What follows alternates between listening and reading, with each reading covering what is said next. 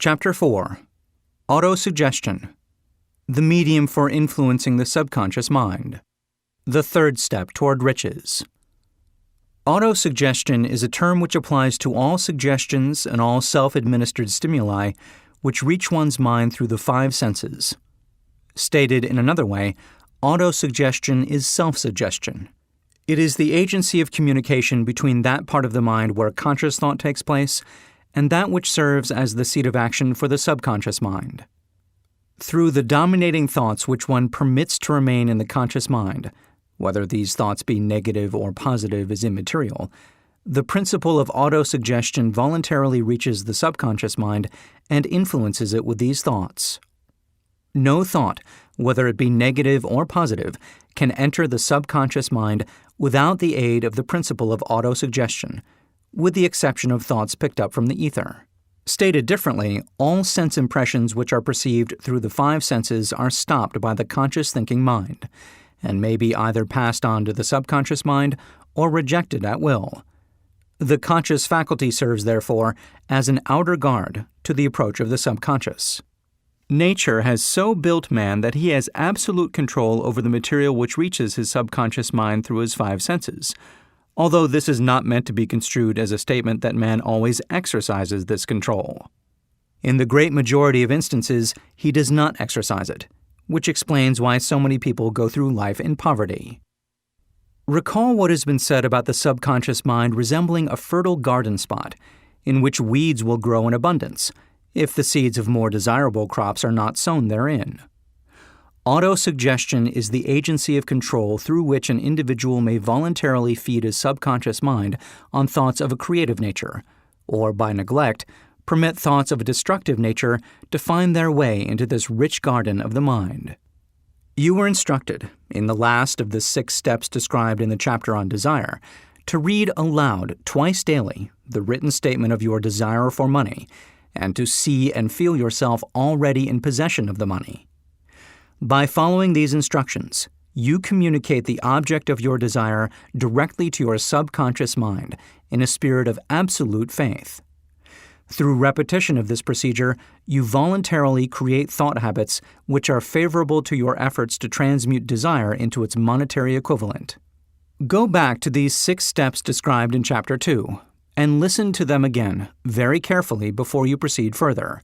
Then, when you come to it, listen very carefully to the 4 instructions for the organization of your mastermind group, described in the chapter on organized planning.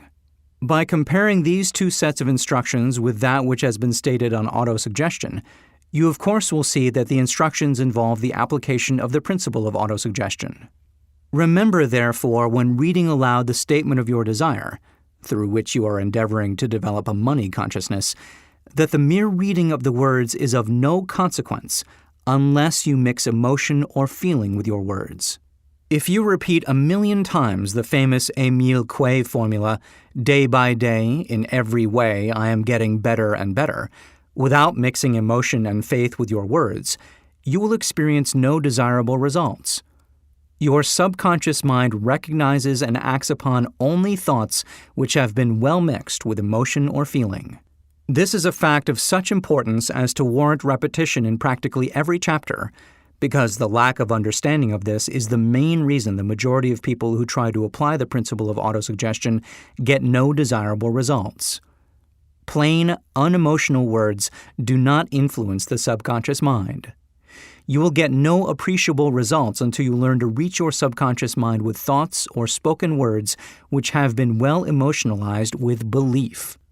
Do not become discouraged if you cannot control and direct your emotions the first time you try to do so. Remember, there is no such possibility as something for nothing. Ability to reach and influence your subconscious mind has its price, and you must pay that price. You cannot cheat, even if you desire to do so. The price of ability to influence your subconscious mind is everlasting persistence in applying the principles described here. You cannot develop the desired ability for a lower price. You and you alone must decide whether or not the reward for which you are striving, the money consciousness, is worth the price you must pay for it in effort. Wisdom and cleverness alone will not attract and retain money except in a few very rare instances, where the law of averages favors the attraction of money through these sources. The method of attracting money described here does not depend upon the law of averages. Moreover, the method plays no favorites. It will work for one person as effectively as it will for another. Where failure is experienced, it is the individual, not the method, which has failed. If you try and fail, make another effort, and still another, until you succeed. Your ability to use the principle of autosuggestion will depend very largely upon your capacity to concentrate upon a given desire until that desire becomes a burning obsession. When you begin to carry out the instructions in connection with the 6 steps described in the 2nd chapter, it will be necessary for you to make use of the principle of concentration. Let us here offer suggestions for the effective use of concentration. When you begin to carry out the first of the 6 steps, which instructs you to fix in your own mind the exact amount of money you desire, hold your thoughts on that amount of money by concentration or fixation of attention with your eyes closed until you can actually see the physical appearance of the money. Do this at least once each day. As you go through these exercises, follow the instructions given in the chapter on faith and see yourself actually in possession of the money. Here is a most significant fact. The subconscious mind takes any orders given it in a spirit of absolute faith and acts upon those orders, although the orders often have to be presented over and over again through repetition before they are interpreted by the subconscious mind. Following the preceding statement, consider the possibility of playing a perfectly legitimate trick on your subconscious mind by making it believe, because you believe it, that you must have the amount of money you are visualizing, that this money is already awaiting your claim, that the subconscious mind must hand over to you practical plans for acquiring the money which is yours. Hand over the thought suggested in the preceding paragraph to your imagination, and see what your imagination can or will do to create practical plans for the accumulation of money through transmutation of your desire. Do not wait for a definite plan, through which you intend to exchange services or merchandise in return for the money you are visualizing, but begin at once to see yourself in possession of the money, demanding and expecting, meanwhile, that your subconscious mind will hand over the plan or plans you need. Be on the alert for these plans, and when they appear, put them into action immediately. When the plans appear, they will probably flash into your mind through the 6th sense, in the form of an inspiration. This inspiration may be considered a direct telegram or message from infinite intelligence. Treat it with respect, and act upon it as soon as you receive it. Failure to do this will be fatal to your success. In the 4th of the 6 steps, you are instructed to create a definite plan for carrying out your desire, and begin at once to put this plan into action. You should follow this instruction in the manner described in the preceding paragraph. Do not trust to your reason when creating your plan for accumulating money through the transmutation of desire. Your reason is faulty. Moreover, your reasoning faculty may be lazy, and if you depend entirely upon it to serve you, it may disappoint you. When visualizing the money you intend to accumulate with closed eyes, see yourself rendering the service or delivering the merchandise you intend to give in return for this money. This is important. Summary of instructions. The fact that you are listening to this audiobook is an indication that you earnestly seek knowledge. It is also an indication that you are a student of this subject.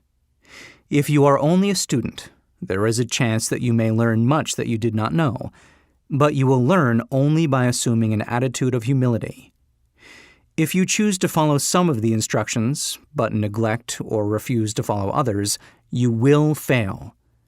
To get satisfactory results, you must follow all instructions in a spirit of faith. The instructions given in connection with the 6 steps in the 2nd chapter will now be summarized and blended with the principles covered by this chapter as follows. First, go into some quiet spot, preferably in bed at night, where you will not be disturbed or interrupted.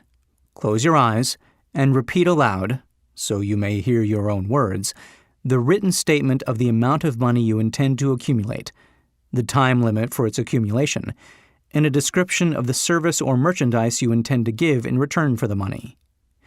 As you carry out these instructions, see yourself already in possession of the money.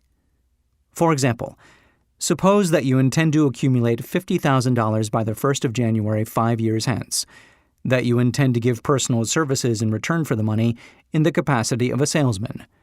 Your written statement of your purpose should be similar to the following.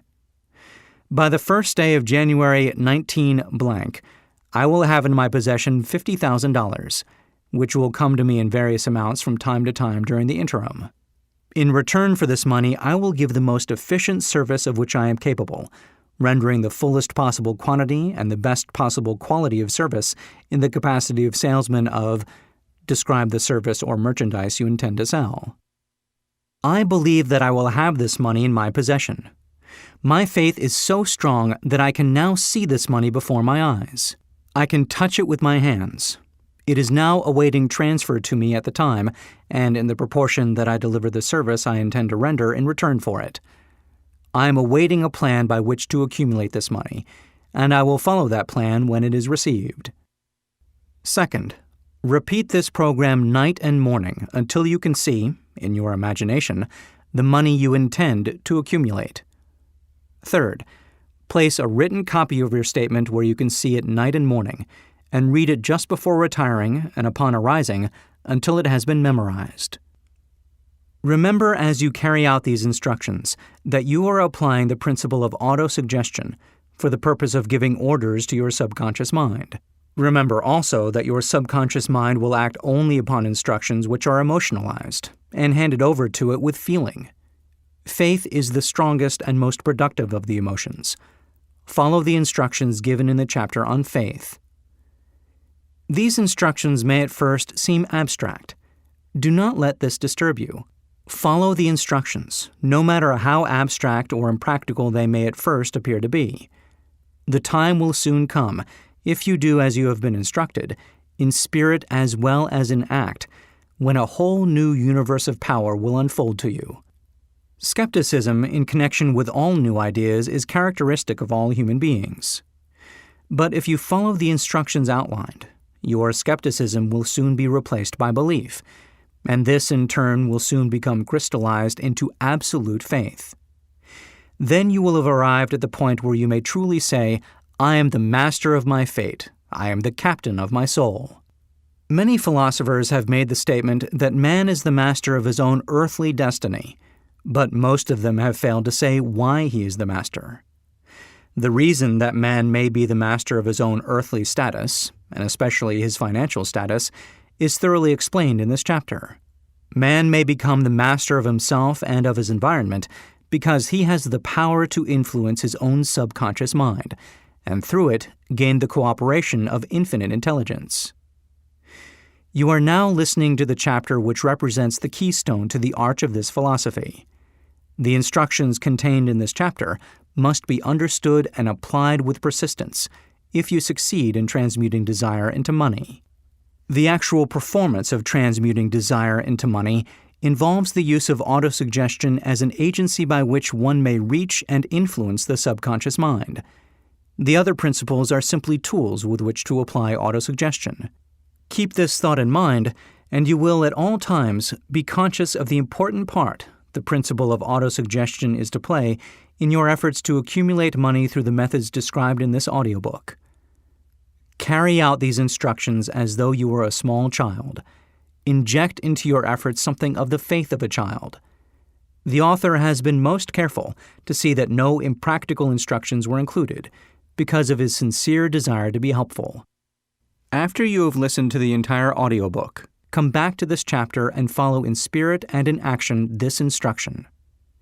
Listen to the entire chapter aloud once every night until you become thoroughly convinced that the principle of autosuggestion is sound, that it will accomplish for you all that has been claimed for it. As you listen, pay close attention to every sentence which impresses you favorably.